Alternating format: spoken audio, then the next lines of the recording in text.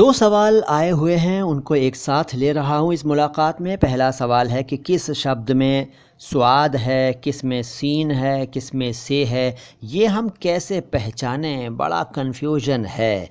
ये हमारे एक व्यूअर ने जानना चाहा है और दूसरे हमारे साथी ने, हमारे व्यूअर ने जानना चाहा है कि उर्दू वर्णमाला में दरअसल कितने अक्षर हैं यार। कोई कहता है 50 हैं, कोई कहता है 51 हैं, कोई कुछ कहता है, कोई कुछ कहता है। चक्कर क्या है यार? तो इन दोनों सवालों के जवाब दूंगा, ध्यान से सुनिएगा। लेकिन उससे पहले आपको याद दिला दूं कि अगर आपने हमारे चैनल को सब्सक्राइब नहीं किया है तो सब्सक्राइब कर लीजिए। कमेंट बॉक्स में कुछ ना कुछ ज़रूर लिखिएगा। अब बात सीन, स्वाद, से, इन तीन अक्षरों की, और ये डिसाइड कैसे करें कि किस शब्द में क्या हम लिखेंगे। तो देखिए साहब, अरबी की बहुत अच्छी जानकारी किसी को हो तो वही बता सकेगा कि इसका क्या रूल है, क्या फॉर्मूला है। मुझे नहीं मालूम, सीधी बात है। लेकिन हाँ, ये मुझे मालूम है कि मैंने बिना अरबी की ग्रामर जाने, बिना अरबी की बारीकियां जाने, ये सीख लिया था बचपन में कि कहाँ सीन आएगा, कहाँ से आएगा और कहाँ स्वाद आएगा। और ये मैंने सीखा था शौक़ के कारण। शौक़ यानी कि रुचि। जी हाँ, मुझे, जैसा कि मैंने पहले भी कई बार बताया है, पढ़ने में बहुत रुचि रही है और अभी भी है। तो मैंने ये पाया कि जब हम पढ़ते रहते हैं, बार बार पढ़ते हैं, खूब पढ़ते हैं, तरह तरह की किताबें पढ़ते हैं, तो शब्द हमारे सामने बार बार आते हैं। तो इससे हमें याद हो जाता है कि किस में सीन है, किस में स्वाद है, किस में से है, किस में तोय है, किस में ते है, किस में गोल है, किस में बड़ी वाली है, किस में क्या है, किस में क्या नहीं है। तो ये सब बातें भाई साहब आपको पढ़ने से ही आएंगी, वरना आप परेशान रहेंगे कि किसी शब्द को उर्दू में जब मैं लिखने वाला हूँ तो उसमें सीन आएगा या से आएगा या स्वाद आएगा। ठीक है साहब, तो उर्दू पढ़ने की आदत डालिए। बल्कि मैं तो कहता हूँ कि हिंदी के साथ भी यही है, हिंदी में भी यही चक्कर है। कई बार लोग कंफ्यूज्ड होते हैं और वो ये नहीं जानते कि किस अक्षर का इस्तेमाल करें किसी शब्द को लिखने के लिए।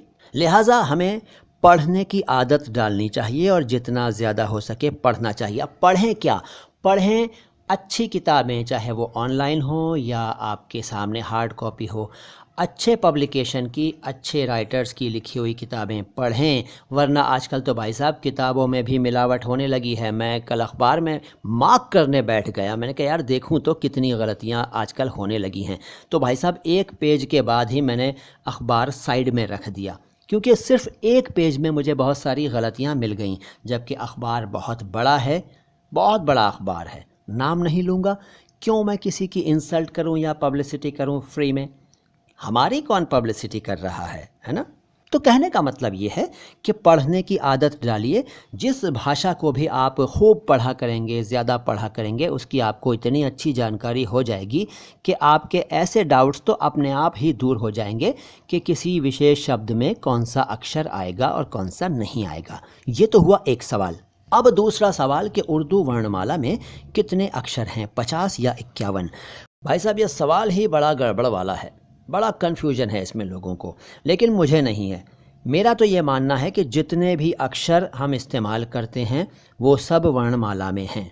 तो मैंने जो कैलकुलेट किया है, जो मैंने पाया है, जो मैंने देखा है, उसके अनुसार उर्दू वर्णमाला में 51 अक्षर हैं, यानी 51 वर्ण हैं, 51।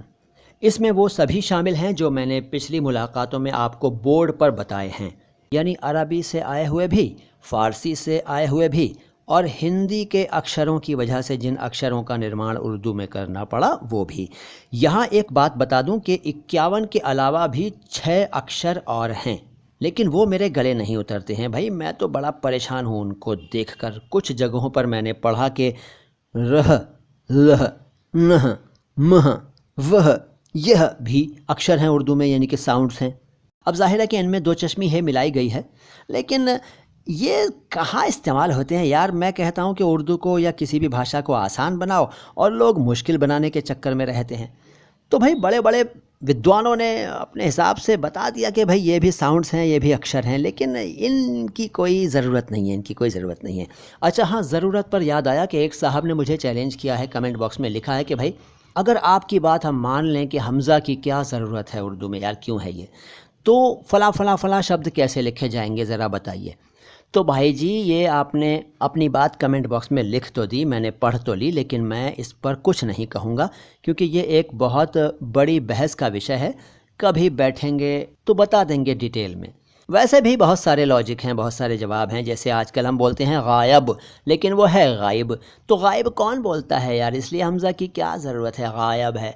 और भी बहुत सारे शब्द हैं यार, बहुत शब्द हैं। बहस मत करिए, जो आपको ठीक लगता है आप वो मानिए, जो मुझे ठीक लगता है वो मैंने बताया। मैं कभी भी अपनी बात थोपता नहीं हूँ किसी पर, मैं बस अपनी जानकारी के अनुसार बताता हूँ।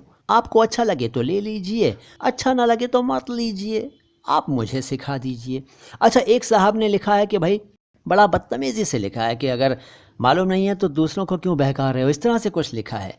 और जब मैंने उनसे पूछा कि भाई साहब फ़लाँ फ़लाँ फ़लाँ बात तो बता दो, तो वो गोल हो गए। तो भैया ज़रा ज़बान ठीक रखा करिए, आपको कहना है बुराई करना है करिए, लेकिन ज़रा सभ्य भाषा में करिए। गालियाँ भी दीजिए तो सभ्य भाषा में दीजिए। जी हाँ, गालियाँ भी सभ्य भाषा में दी जा सकती हैं। डिपेंड करता है कि आपने किस तरह की भाषा सीखी हुई है, किस तरह के माहौल में रहे हुए हैं। अपनी बात कहने का ढंग अच्छा होना चाहिए, सभ्य होना चाहिए। बुराई भी करो तो इस तरह से कि सामने वाले को बुरा ना लगे, और तर्क के साथ बोलो। और पहले स्टडी कर लो, पहले मालूमात बढ़ा लो, तब किसी को चैलेंज करो यार, यूं ही चैलेंज मत करो किसी को, ठीक है ना।